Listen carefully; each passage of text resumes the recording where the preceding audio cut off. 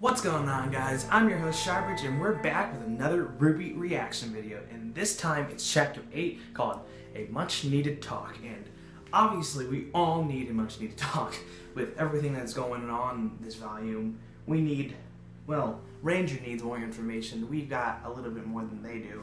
So I'm excited for this so much. And yeah, alright, we're gonna start this in 3, 2, 1. Here we go.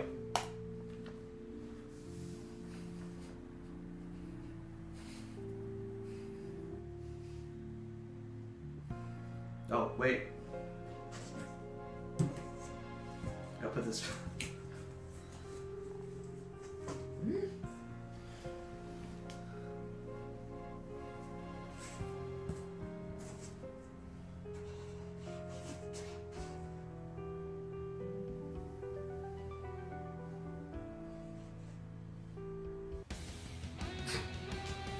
There we go.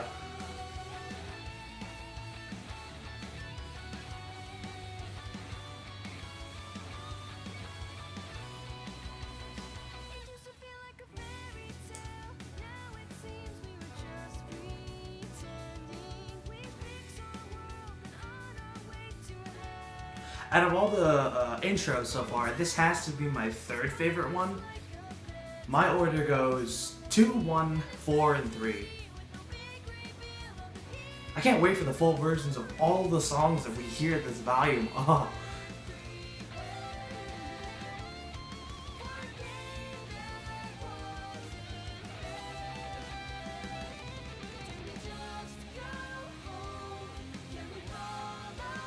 Alright. Let's see. Alright, fire burning. Oh, okay, Qrow's okay.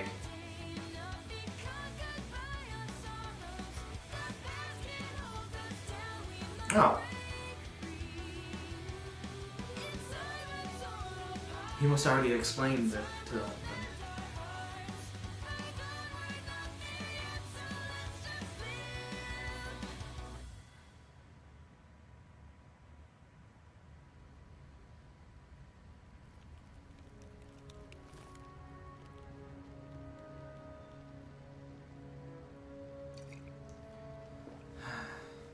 Really?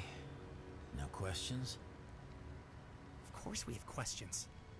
This is just a lot to take in. Sure, of course. So these maidens, they're powerful fighters that don't need Technically, us to use magic. Yeah. No. And there are 4 of them? Yep. Always. Which means that whenever one of them dies, the power transfers to someone, a female, that they care about? Whoever was in their thoughts last. Important distinction. Best option, it's someone we can trust. Regardless, their souls become combined, in a way. And that's what you were trying to do No, to Pyrrha. technically. The night the tower fell. You were trying to turn her into one of them.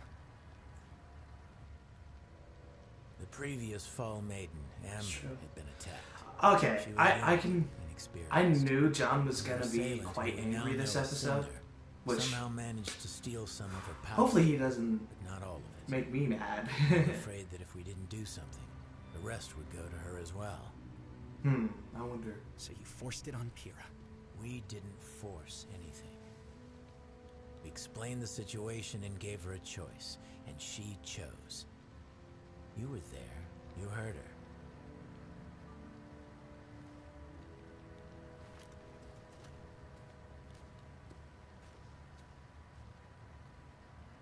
Yeah. That guy, Tyrion. Why was he after me? Well, Yeah. definitely painted a target on your back with what you did at Beacon. Buffer. I told you having silver eyes is a rare trait. And the fact that you're someone that was able to use them seems to have upset I'm gonna some let very it sit. powerful people. Not many people know about the silver eyes, but those that do aren't very happy that one has surfaced. That's why I've been keeping an eye on you. Wanted to make sure you were safe. There we go. All of you. Yeah. Well, then, why not just travel Hey. with us? It seems like that would have been way easier. He was using you as bait. Look, I wouldn't put it like that. It's complicated. What is all of this? Ruby's being hunted. The schools are being attacked. All for what? What is the point of all of this? Why don't you just tell us what's going on? John, you're stressing all of us out. God. Would you sit down? You're stressing me out, kid.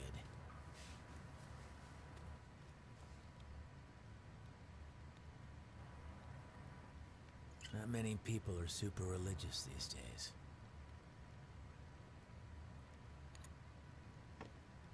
This world's been around for a long time.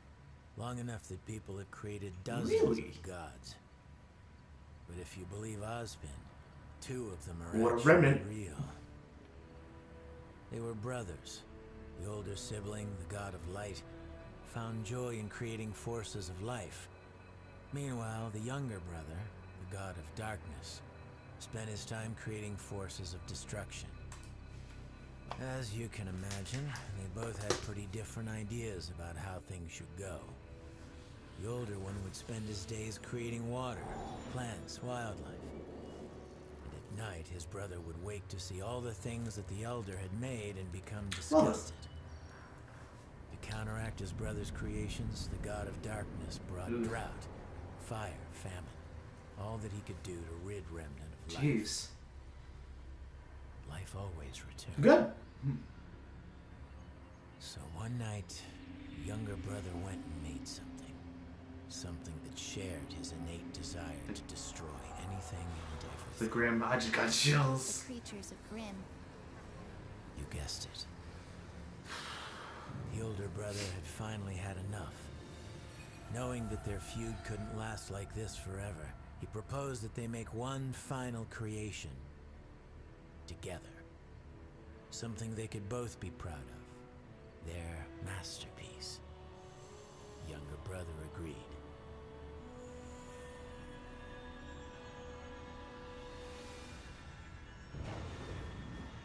This last great creation would be given the power to both create and destroy. Huh. It would be given the gift of knowledge, so that it could learn about itself and the We're world talking around about it. humans, I'm assuming. And most importantly, it would be given the power to choose. Okay, yeah. To have free will Alright. to take everything it had learned and decide which path to follow. The path of light, Path of the dark. path of Ugh. darkness. And that is how humanity came Yep. to be. Thought so. Wow. But what does that have to do with us? Well, that's Oh, the case. thanks.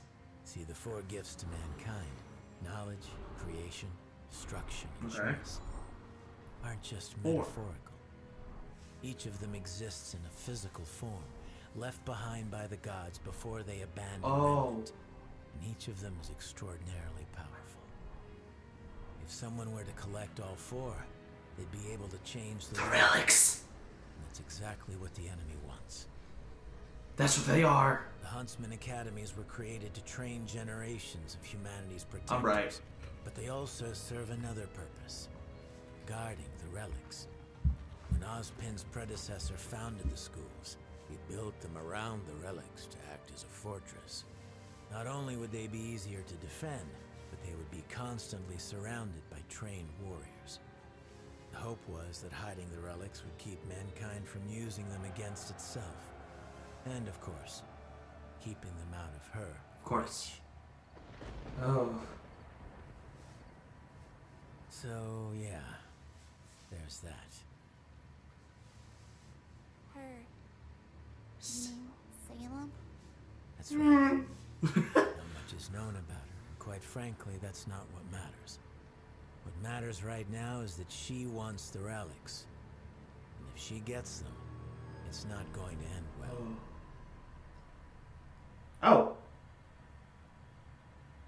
Meanwhile, in Australia, a menagerie. You know, you can always go in and say hi. I don't want to bother him. A father's never too busy for his daughter. It's true. Not all of my friends would agree with you on that. Yang and Ruby? Here, What? Where are you going? You've never been very talkative, but that boy you brought home loves to do his mouth. I want to hear more about the adventures of Team RWBY. Holly, is that you, dear? Oh.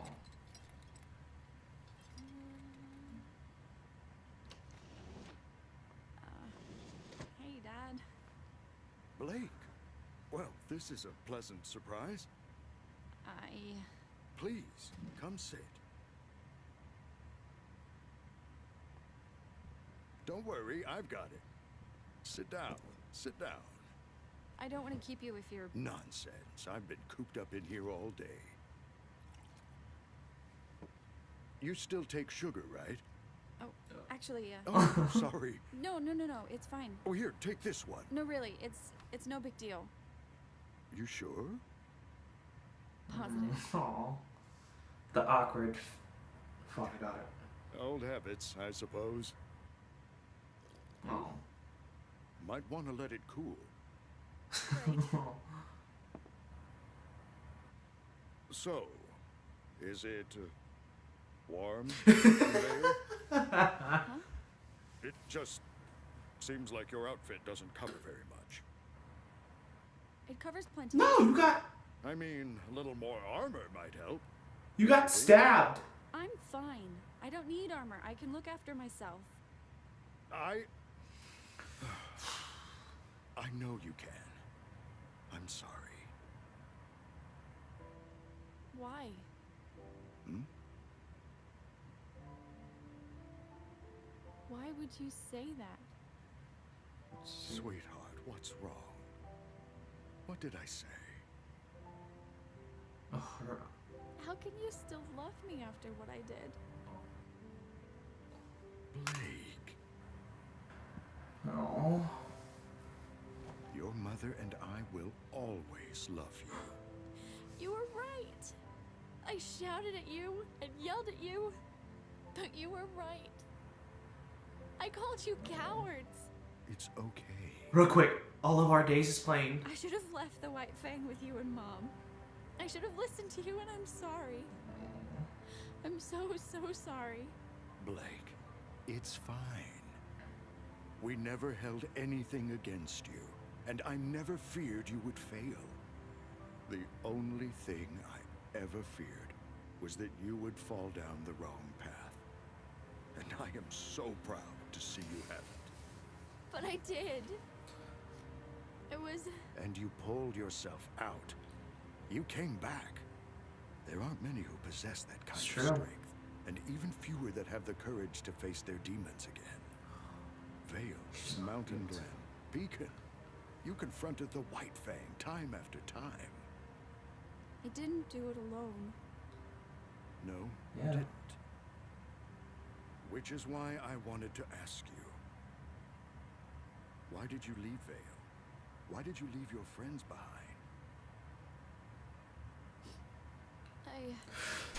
Yes! Son? Whoa! This isn't the bathroom! I'll just be going. Sorry to interrupt this tender family moment.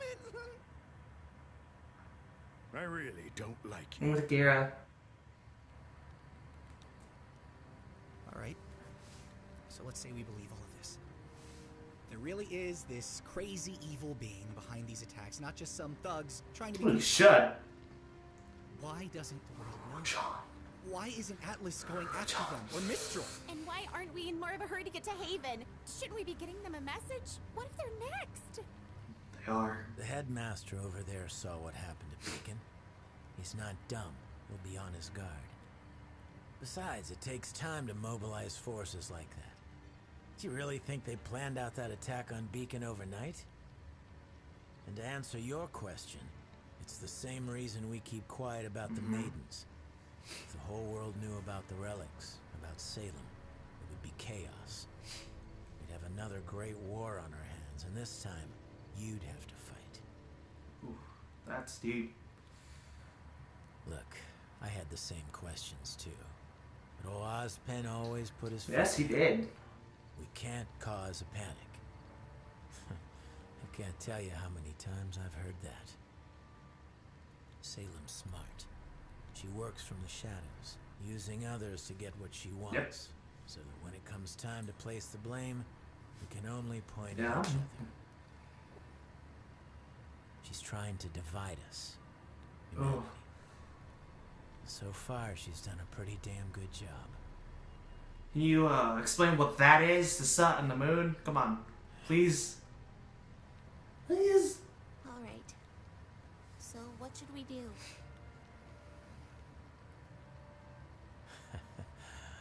I don't really know. Ozpin has put a lot of trust in the headmasters. Like I said, the schools are an important part of stopping Salem. Atlas is going to be on high alert after the last attack, and Vacuo is, well... What is that supposed to mean? hard to hire thieves and scoundrels to fight against other thieves and scoundrels. Okay, yeah, that makes sense. Take that. Add in the fact that Cinder and her crew claim to be from Haven. And I think it's likely the next target. So, we're on our way to the headmaster. Haven't heard from him in a while, even before the attack. Who is? I'm hoping he has the answers. Well, if somehow it's a plot twist that Watts is... Alright, I think it's time you kids got some sleep. If Watts is the headmaster, I'm gonna be confused. Yeah? This is a lot to take in. And it all sounds crazy, but I'm willing to do whatever I can to help. Because I trust you. But why couldn't you trust me? Why couldn't you just travel with us instead of all of this secrecy and... Look, this has nothing to do with trust. Really? It's a long story, okay? Seriously? Now you're tired of telling us stories? But you know the crows are a sign of bad luck. Old superstition. But it's how I got my name. Oh. You see, some people can absorb electricity, and some people can burst into rose petals. And some people are just born unlucky. My semblance isn't like most. It's not exactly something I do.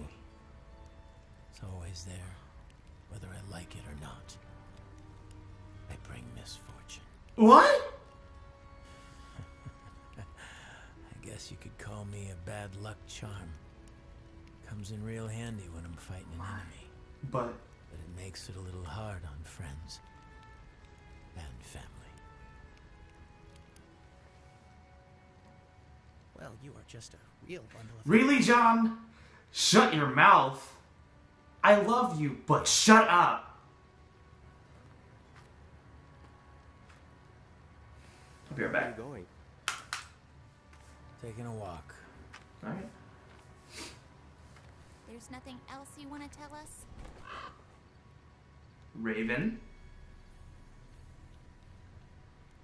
Not tonight. Raven. Oh, well, that's misfortunate.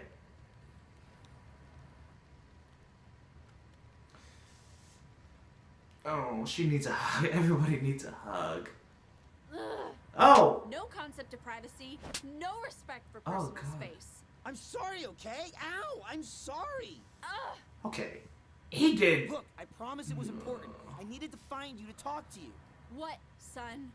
What could be so important? I was talking to your mom and she said something weird about the white Oh, flame. yeah? I'm stopping you right there. But I told you. I'm not here to fight the White Fang. I'm not here to fight anyone. I'm here to rest, to figure things out, and to see my Yes, family. but you're in trouble. your mom said White Fang members don't wear masks in Menagerie. But I saw one at the market yesterday. I even got a picture. What? Son, Look, I'm trying to help. I don't want your What help. the?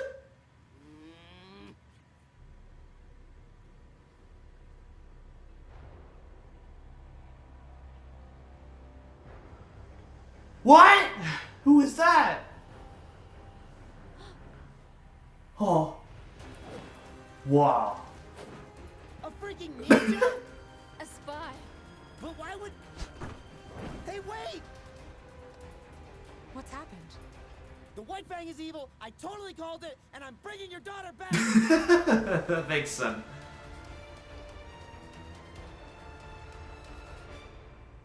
Wow. Maybe I was wrong about the action. Oh no.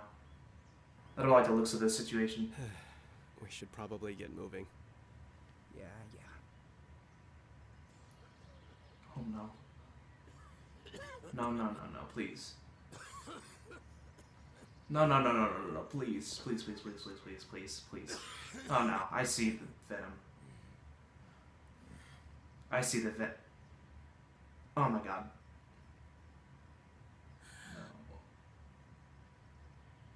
Well, that's unfortunate. Oh no. No. Qrow! Qrow! No, don't end it there. No.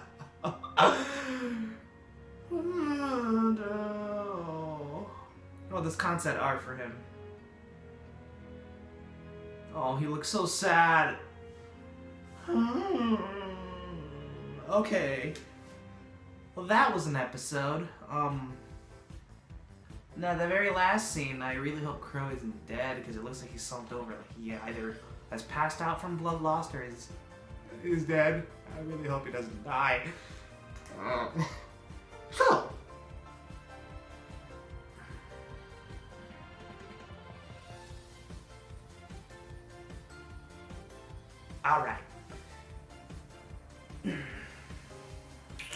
Alright, so I've taken some time to sit on this episode and do some research about certain things. And, well, there's a couple things that I saw that interest me a lot. We've actually been, first is Qrow explaining what his semblance is. I went back to chapter 7 and I tried my best to listen to the theme again, Qrow's theme song, and I went on Reddit and I found a post that was very interesting that actually foreshadowed his, semblance and everything. The lyrics go pain. The lyrics go pain. Let me say that right. Pain is your reward for being near me. Fate would be afraid when I'm around. Fade before the tragedy that flows. Flee the situation I surround. I'm a hole in light. I cannot lie. I will change the karma of your life. I don't mean to bring you grief, but I will. Just wait. I can't explain. I am no one's blessing. I'll just bring you harm. I'm a cursed black cat. I'm an albatross. I'm a mirror broken. Save yourself. I'm your bad luck charm. That's really deep, and I can't wait to hear the song, but that actually foreshadowed Qrow's semblance, which is really cool. And Qrow's semblance is really, if you think about it, a lot of the events has happened with him. We've seen in the show, and how his opponents always get screwed over. That's probably in his semblance, but he says it's always active, which is also kind of odd. And it's one of the most unique, completely unique semblances we've ever seen in this show. And my definition of semblance is just out of the gate right now of what can a semblance be. But that's that. Let's see, what else? John. Oh my god. Alright, so John obviously is my favorite character in the show. But in this episode, he's made me a little unhappy. See, I understand where he's coming from. How Pyrrha is gone. He lost someone who loved him. He didn't even know that she liked him, I'm assuming. And I mean, I get where his anger is coming from, because he lost somebody. But he's a teenager, he has the right to complain, but he's not looking at the bigger picture. Because we're the audience, we know more than the characters do, obviously, and we know when we watch, we're not in the situation at the moment, and we don't feel the tension that's going on, or the emotions that they're feeling. So, John has blinded himself from the fact that Tyrion said he was interested in him and in RWBY. So if Qrow didn't come in and succeed, he could have taken Ruby, and he could have possibly even taken John, possibly getting Ruby killed and even getting himself experimented on it somehow. He's not looking at the bigger picture. Yes, we lost Pyrrha, which I'm still sad about, but he needs to look at the bigger picture, and Qrow is an help to them. He saved them. So John doesn't really have... He has a right to complain, but his right is at the wrong time. That's all I gotta say for John. Hopefully he comes to and, you know, respects Qrow, which he honestly should. I mean, but, you know, we'll see if Qrow survives. Let's see. What's the next thing? Oh, Blake. Right. The moment with her and Gira was beautiful. Completely. That's the best father-daughter moment I've ever seen in the show, other than Tai and Yang's. But we learned that when they were still a part of the White Fang, Blake called her parents cowards for leaving and all that. And that, well, she's changed. And I do feel bad for her and her whole family as a whole. And yeah, that's all I have for that scene. But when we learn about the brothers, that's actually really interesting. I'm not gonna get into that too much since, I mean, we don't know like everything about it. But what's next? Right. We're going back with Blake when she slapped Sun twice. Like I said, I've been away from the computer and everything and from the camera for a while, and I've had some time to think about that situation. And what I think is, I don't think Sun deserved being slapped because he had to, like, he wasn't stalking, I'm assuming, and it was just, like, trying to find her and explain to her what's actually happened so that he can protect her and her family.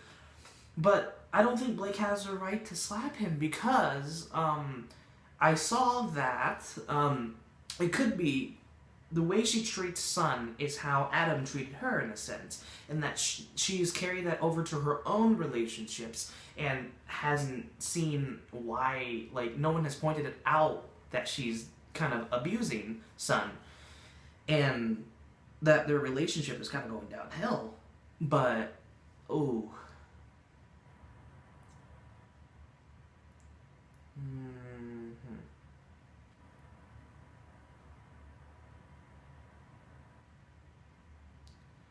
I think Blake still hasn't truly adjusted to being with Sun again, and that she doesn't know that she's doing anything wrong because, you know, she slapped the guy twice and threw his phone out. But with Blake, I'm not really a fan of her in this episode either, at least at the very end. I didn't like the way she acted, but it makes sense because it may be foreshadowing how her relationship with Adam is transferring to her relationship with Sun now. How she was going to be the abuser, or not abuser, she's going to be somebody who just doesn't see what they're doing, like, know exactly what they're doing, and thinks it's the normal thing to do, but in reality, it isn't. And I hope some light is shed on it soon, and hopefully she becomes less of a, you know, slappy person, because I don't know. I've never personally liked Blake. She's grown on me a little bit, but this kind of brought that back down. So, yeah. And lastly, with Qrow. Alright, looks like they're going to be heading to Haven finally again. And, oh my lord, I hope to all of dust Qrow does not die. Qrow needs to die a badass. He doesn't have to die. I truly hope that Qrow isn't dead. I mean, I'm begging to all the gods that he will still be alive. At least he'll be out of commission and not be able to, like, you know, protect the kids, like, protect Ranger all of the time while they're heading to Haven. And I'm hoping, actually, we get to see more of Weiss and how she's doing with her summoning, and possibly get more information about who that spy was. I also saw that her mask kind of looked like a chameleon, and that she might be a chameleon faunus who's able to, you know, blend into the environment, which is actually very interesting. I thought would be like the best way to become a spy without, you know, the mask. I mean, I don't know why she wore the mask if she's a spy and it's a white and red mask and freaking greenery.